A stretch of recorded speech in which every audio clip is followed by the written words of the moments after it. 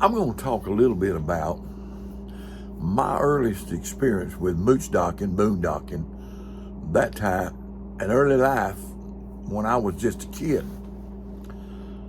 2, 3, 4, 5 years old. Not quite 5, 2, 3, 4 years old.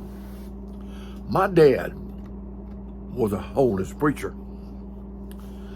And back in those days, they didn't have seminaries to teach preachers how to preach and school them in the art of church politics and that sort of thing. So when a preacher started in the late 40s and early 50s, he would just start preaching.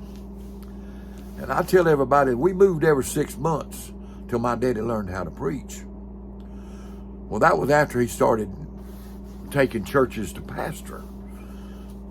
But in his early ministry, he was a traveling evangelist. And we moved. He'd go preach a week or two of revival at a church, 1 week to 2 weeks. Sometime it'd protract into 3 weeks. But he preached those revivals. He was a traveling evangelist.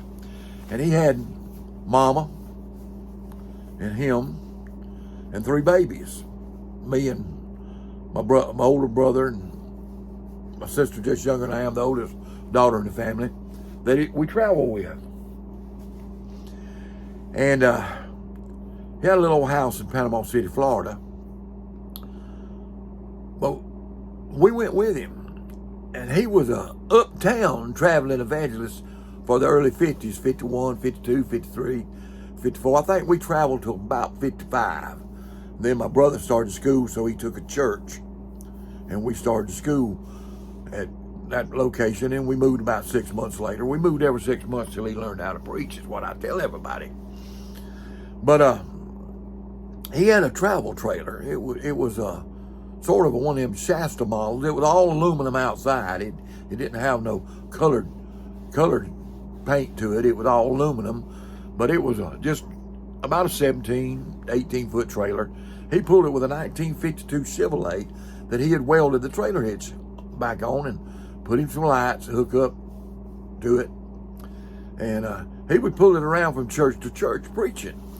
And we would pull out behind the church, most country churches, and run an extension cord into the Sunday school room or Sunday school church there somewhere to get us some electricity in that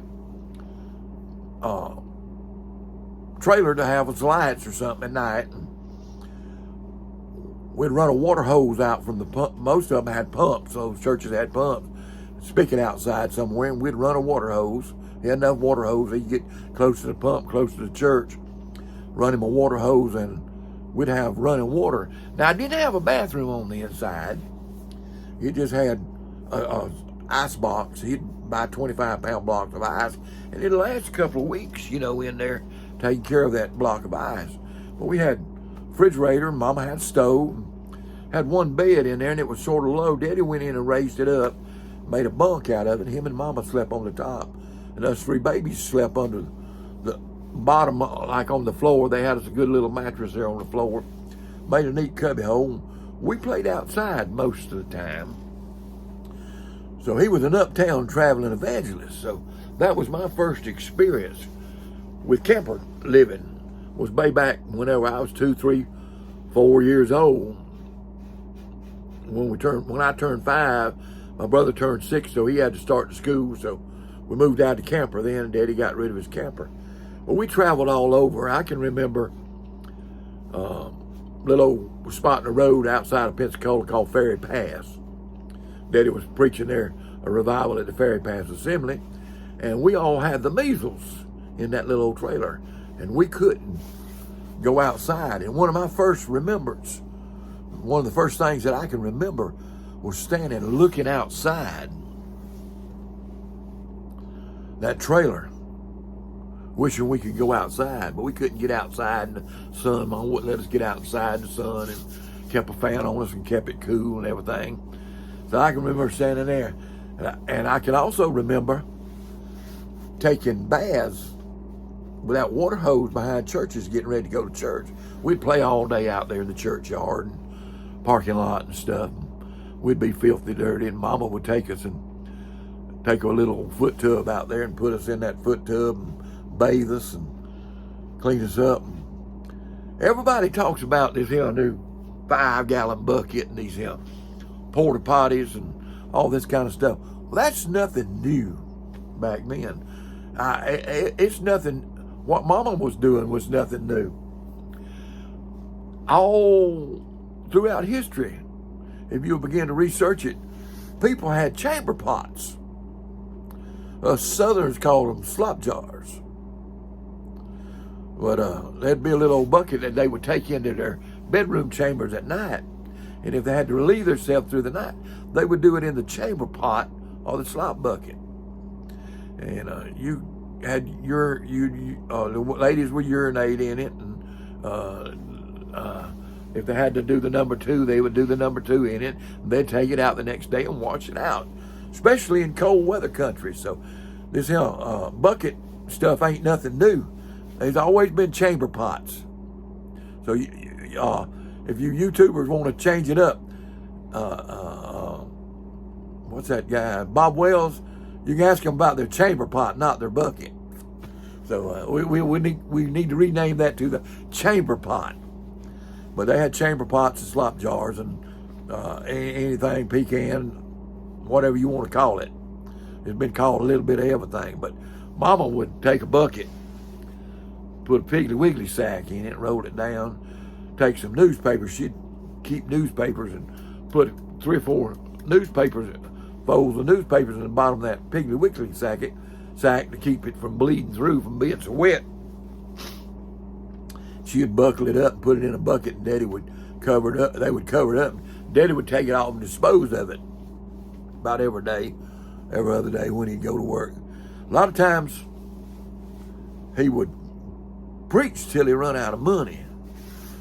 And churches back then, people weren't as fluent as they are now. And we didn't have them mega churches like John Hagee and all these boys have.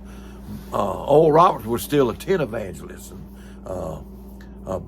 Kenneth Copeland was Oral Roberts' sidekick, following him around. And A.A. Allen was a tent evangelist. And Shambach, I believe A.W. Shambach was a sidekick of A.A. Allen. I've seen him on the stages of some YouTubes. If you want to get a view of what old-timey tent evangelist was, Google you some A.A. Allen and watch some of his revival meetings and some of the miracles that happened in his revival meetings. And Jack Cole, some old-time evangelists and all that kind of stuff.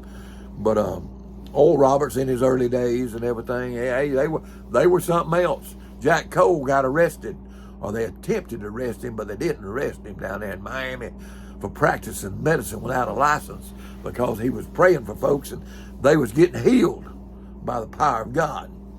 But they attempted to arrest him for practicing medicine without a license.